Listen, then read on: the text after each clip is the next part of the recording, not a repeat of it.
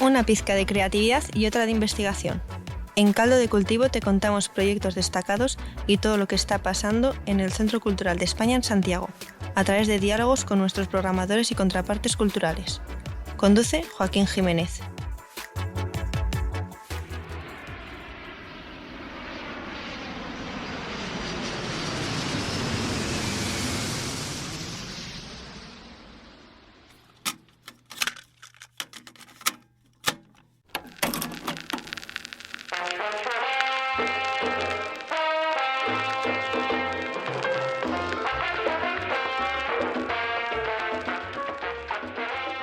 Caldo de Cultivo sigue en Madrid, pero hemos cambiado de locación actualmente y nos encontramos en medio de uno de los tesoros más grandes del mundo en lo que respecta a la música latinoamericana y del Caribe. Hoy Radio Inventada se encuentra en San Lorenzo del Escorial para visitar la colección de discos y muchas otras cosas más, en realidad, Gladys Palmera, y para recorrerla, saber cómo se expande, conocer y descubrir algunas de sus joyitas, estamos con Tommy Meini, que es el curador principal y responsable del fondo de Gladys Palmera. ¿Cómo estás, Tommy? Muy feliz de recibiros aquí en la Sierra de Madrid, que habéis visto es un lugar espectacular y todavía más espectacular la colección. O sea, la verdad es que estamos alucinando. Nosotros llegamos con Fabián aquí a verla. Habíamos visto, investigado un poco los fondos, que sepan que Gladys Palmera tiene mucha documentación a través de sus plataformas digitales, por lo tanto todo lo que conversemos aquí, o gran parte de lo que conversemos aquí, van a poder expandirlo a través de todo el proceso de difusión y de documentación, archivo y socialización que hacen aquí en la colección, que en realidad también se expande a actividades culturales, a un sinfín de exploraciones. Pero bueno, sobre ese punto vamos a hablar un poco más adelante, pero como Caldo de Cultivo es un programa enfocado en los procesos creativos, no podemos dejar de preguntar cómo es que se expande esta colección y qué procesos creativos hay detrás efectivamente de esa expansión, es decir, cómo buscan, qué tipos de fondos tratan de compilar. Cuéntales un poco a los oyentes que quizás no conocen el proyecto de Gladys, de dónde surge y qué tipo de preguntas se hace. Sí. Bueno, el fondo de Gladys Palmera, la colección Gladys Palmera, surge a raíz de la pasión de Alejandra Fierro, Gladys Palmera, por la música latina, ¿no? Ella siempre tuvo el deseo de tener su propia radio, de primero trabajar en radio y después tener su propia radio. Esto implica tener mucha música para tener una radio. Y la colección en realidad fue creciendo por la pasión de Alejandra, sin realmente este afán de coleccionar. Era más para difundir la música que le había gustado de niña, el bolero latino al principio, y difundirlo, compartirlo. Siempre ella ha tenido este deseo de compartir.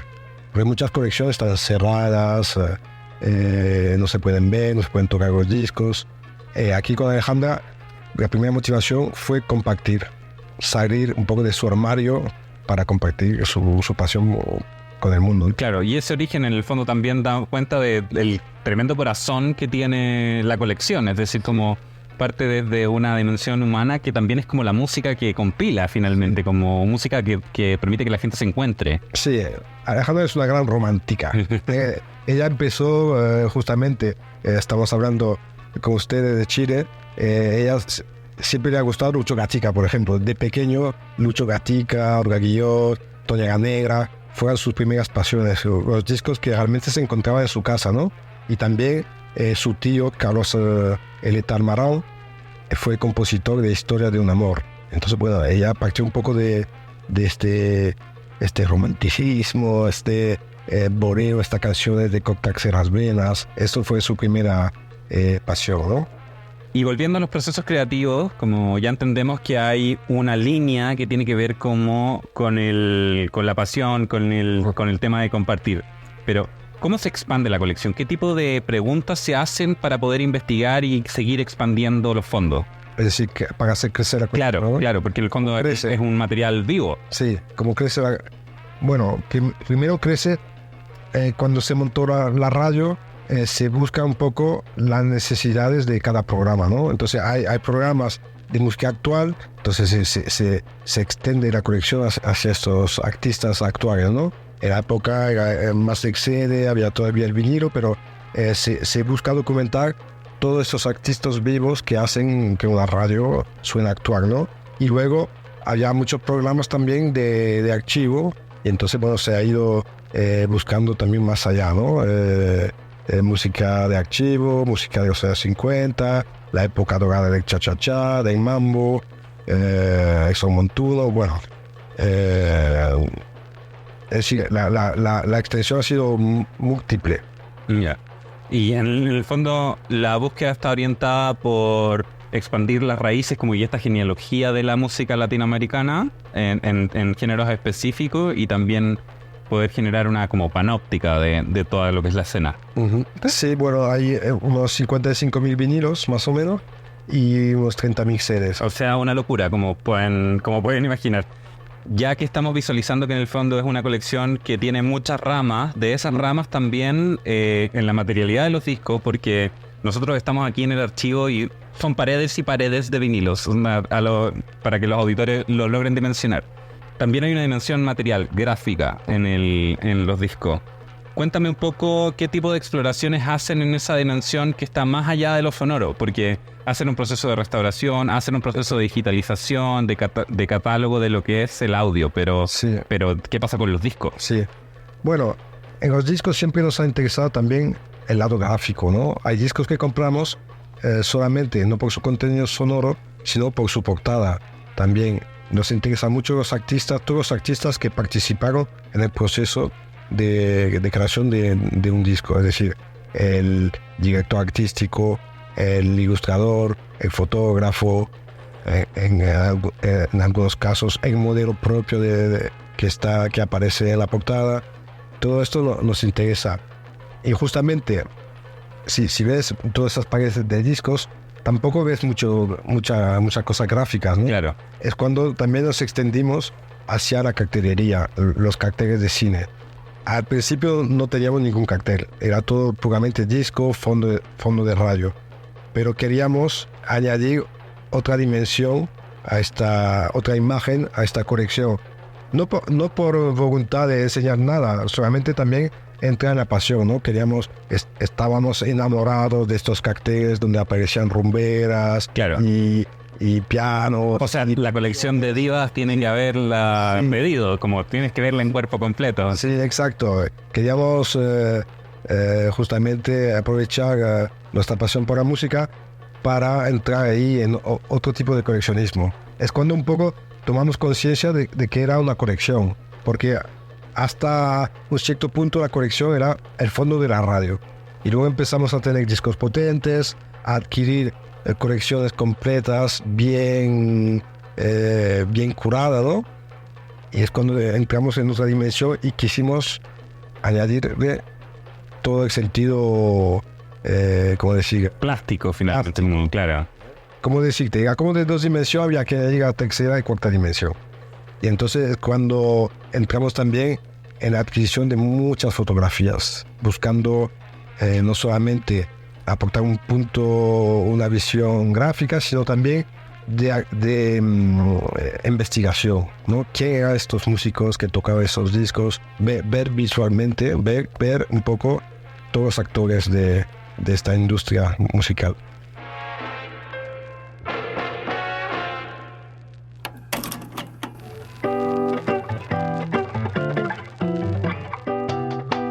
Y bueno, todas estas búsquedas y este compilado de fondos tiene también un proceso de conservación, porque en el fondo ya tenemos una dimensión material de los discos, tenemos una dimensión musical en términos como de las familias que preservan, las familias de sonidos. Y una de las cosas interesantes de la colección es que tiene muchos soportes, en el fondo, como lo que tú me comentas, va en el fondo desde la fotografía hasta los CD. Sí, exacto. Cuéntame un poco por qué vieron como importante poder establecer esta imagen de una colección multimedial finalmente. Ya no es una colección de discos, finalmente es un archivo general de música latinoamericana y del Caribe. Sí. ¿Por qué es importante conservar en múltiples formatos? Bueno, es importante documentar todo el proceso por lo que ha pasado esta música, ¿no? Desde el primer disco o el primer cilindro hasta hoy, ¿no? Hoy se consume, a lo largo de estos 120 y pico de años, se ha consumido la música de manera diversa, ¿no? Y entonces estamos un poco siguiendo la tecnología, ¿no? De cómo se ha difundido esta música. Eso implica que tenemos aquí un montón de formatos respondiendo a estos, ¿cómo decir?, progresos tecnológicos, ¿no? Según el siglo. Claro, y centralizarlos, supongo que en el fondo permite hacer en múltiples formatos, permite hacerles un rescate que después la población común no va a poder tener, porque nadie puede leer un Betamax hoy, por ejemplo, en el caso audiovisual. Entonces, que ustedes los junten y hagan los procesos de digitalización también revitalizan esos fondos, ¿o no? Sí, aquí somos un poco responsables de, ¿cómo decir?, colectar todos estos archivos de cualquier formato.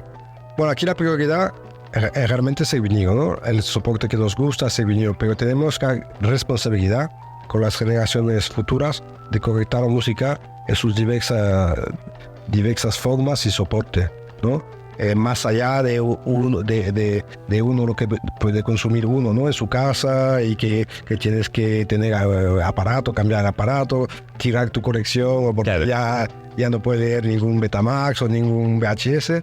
Pues nosotros aquí tenemos este deber de preservarlo para, en un momento dado, sacar el sonido o la imagen de este soporte que hoy en día no se puede leer, pero se conserva igualmente, ¿no? Porque muchas veces dos formatos se han encontrado en la misma época, ¿no? Perfecto. Por ejemplo, excede el vinilo. Y entonces tenemos suerte de que a veces un mismo disco está en 2, 3 soportes diferentes: vinilo, cartucho, a veces CD.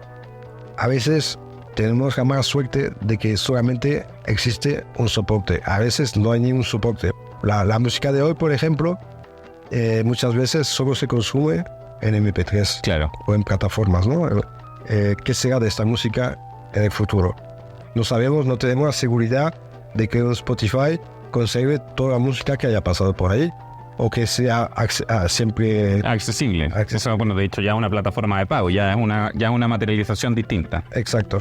Aquí, bueno, por lo menos los soportes físicos permiten que en un futuro se pueda leer de una forma u otra, está disponible. Claro. Y bueno, me comentabas antes, porque hemos tenido el privilegio de como poder tener conversación fuera del programa también, que en el fondo yo, por ejemplo, siempre pensé que los CD tenían una condición mucho más perenne que los vinilos, y entiendo después de que me explicaste por qué los vinilos son mejores como soporte de colección. Sí, al contrario, el vinilo, ¿qué puede pasar con el vinilo? Que sufra calor, ¿no? Entonces claro, se va deformando el disco, ¿no? Es lo único que le puede pasar, o rayas, ¿no? Si está manipulado, se puede rayar, pero bueno, aún así se puede reproducir, ¿no? Porque es un soporte físico, una grabación física, es decir, con surcos físicos, con una aguja conectada con electricidad a un amplificador, y ya está, ya funciona. El CD es mucho más compleja, digamos, la grabación. No es una grabación física, es una grabación numérica, y que depende de un soporte físico. Si se daña el soporte físico, ya no se puede leer de ninguna forma la música, porque es un fichero que está dentro del soporte físico. No hay ningún brazo que va a leer digamos, algo físico, ¿no? Que es todo numérico. Entonces, bueno, se va dañando más fácilmente un CD que un vinilo.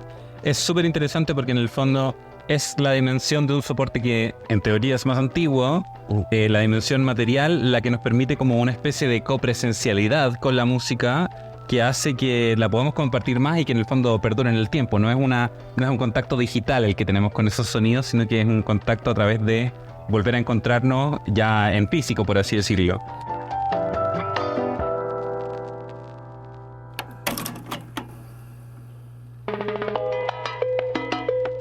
Y sobre eso mismo, desde este punto de encuentro, desde esta idea de juntarnos, quisiera pasar como a la última pregunta respecto a como ¿qué procesos creativos han llevado ustedes o qué iniciativas están llevando para poder socializar los fondos? Porque en el fondo esto realmente es un tesoro invaluable. Sí.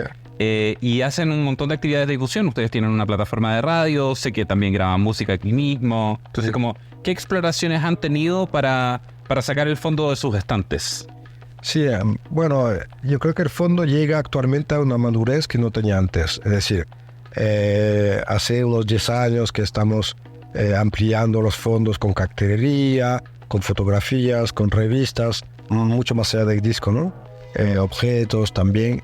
Entonces, claro, una colección nunca se acaba porque siempre encuentras algo, pero yo creo que actualmente estamos en un punto maduro que nos permite hacer más proyectos para socializar la colección. Por ejemplo, estamos preparando exposiciones, varias exposiciones para el año que viene. Hay una exposición sobre el Latin Glamour, ¿no? La estética de la mujer en la música latina y el empoderamiento de la mujer dentro de esta industria. Hay una exposición sobre carteles del cine tropical, hechos, ilustrados por diseñadores españoles, y varias otras exposiciones. También estamos viajando a varios países. Sí, de hecho, bueno, nosotros nos vamos a esperar en Chile con ansias. Yo creo que nos veremos en Chile para justamente dar conferencias, charlas sobre nuestro proceso, ¿no? de preservación de la colección, o para simplemente dar a conocer la propia radio y colección Gladys Palmera. Bueno, en el fondo la colección ha tenido procesos creativos que ya van en una quinta dimensión, porque claro, me hablaste primero tenemos la dimensión musical, tenemos la dimensión material de la misma música, tenemos una dimensión que extrae de lo musical, es decir, como la escena, ¿ya? Y también tiene los procesos creativos vinculados a la conservación, que en el fondo es cómo se relaciona, y esta quinta dimensión que tiene que ver con cómo se socializa, cómo se encuentra. Sí. También tenemos libros, estamos publicando algunos libros también para dar a conocer algunas partes de la colección. Tenemos un libro sobre el cha-cha-cha justamente, ¿no? Que fue uno de los ritmos latinos más universal. También hacemos podcasts también para difundir en nuestra radio. Y discos también, publicamos algunos discos. Claro, como sello. Como sellos discográficos, que tenemos 3 discos hasta ahora, para dar a conocer los artistas actuales, pero también fondos de la colección. Oye, y solamente así como para el deleite de las personas que nos escuchan, dinos así como 3 de tus joyitas favoritas de estos fondos. Qué difícil, porque en el fondo hay que elegir entre más de 60.000 discos, pero por ejemplo, creo que esta es una de las joyas de Gladys Palmera. Sí, por ejemplo, hay un disco único de Musme. Musme fue un travesti cubano, y no hay muchos discos de travestis latinos. Se encuentran de Estados Unidos, de otros países, pero por ejemplo de América Latina, mucho menos, y de Cuba yo creo que es el único. No fue grabado en Cuba, fue grabado posteriormente en Estados Unidos, pero es una de las joyas que tenemos, porque fue un disco muy escaso, ¿no? De edición. Musme se presentaba en un cabaret en Nueva York, el Tijuana Cat, y ahí grabó este disco para poder venderlo a la salida, ¿no? Es un disco muy precario, digamos. Eso es uno. Luego, a ver...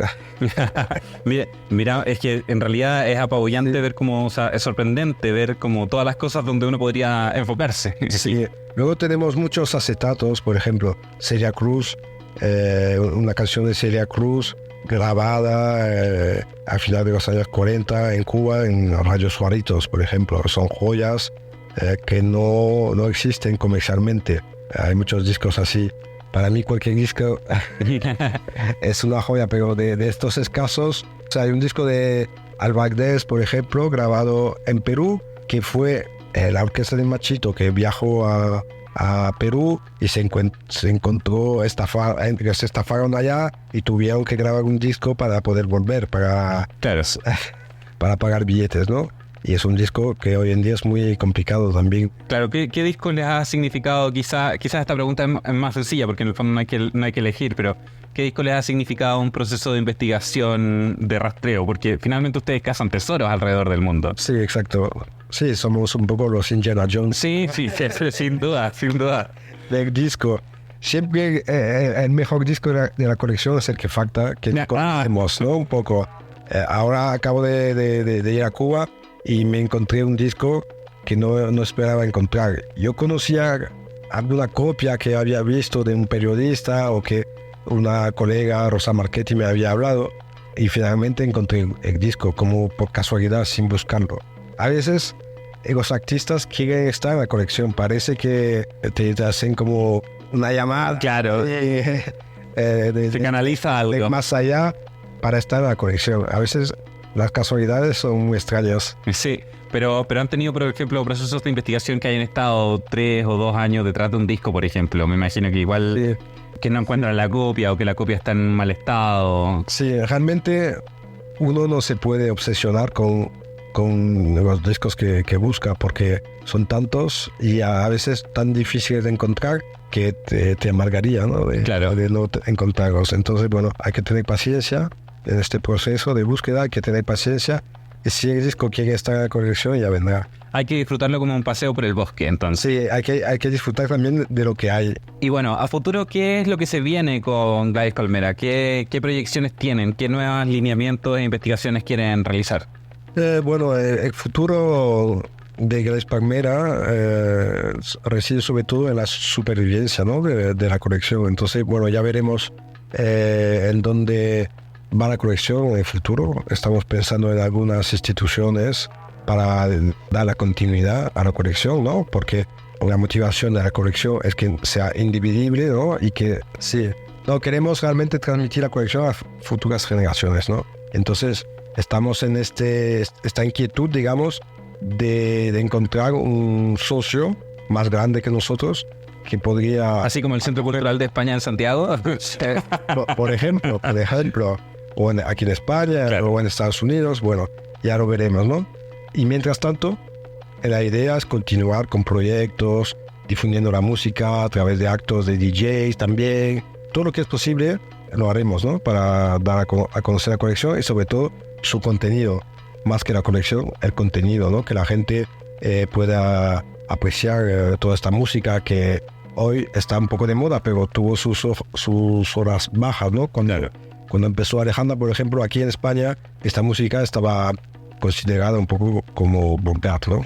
¿Y cómo se relacionan en el fondo con esos artistas nuevos? Me mencionabas antes que hay un problema en la idea de que la música solo se presente en formatos digitales. Entonces, ¿cómo se incorporan estos nuevos artistas a un catálogo que tiene tanta trayectoria? A través de... Aquí tenemos a Andrea Antón, que trabaja con nosotros, que es responsable de la radio, de los podcasts, y ella está organizando muchas sesiones para nuestro canal de YouTube. Entonces, bueno, en este canal nos permite dar una imagen y sonido a todos los artistas de nueva generación, ¿no? Que no hayan grabado todavía o que tienen un disco. Muchas veces estos mismos artistas en pocos años están creciendo un montón y nos dan mucha audiencia al canal.